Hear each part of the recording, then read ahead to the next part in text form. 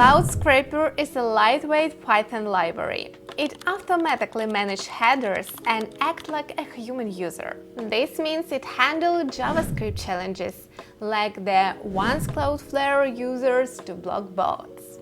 Balance between simplicity, effectiveness, and invisibility.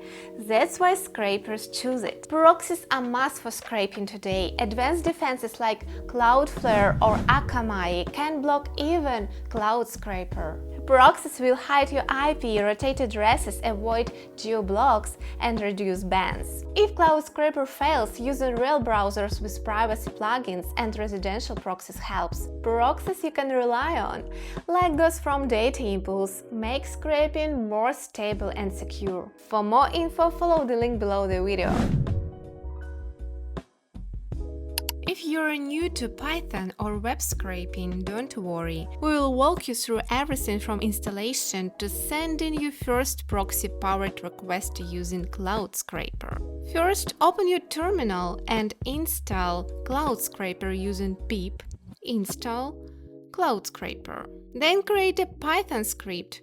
In this tutorial, we will use Visual Studio Code and import the library with import CloudScraper. Next, create a CloudScraper instance by using cloudscraper.createScraper. To stay anonymous, configure a proxy dictionary with your proxy credentials. Log into your DataImpulse dashboard to find your credentials. You can just copy the right details under the basic URL example section. Finally, make a web request through the proxy, for example, to https://http://bin.io IP, which returns the IP address your request is coming from. If that fails, try http://ip_api.com JSON.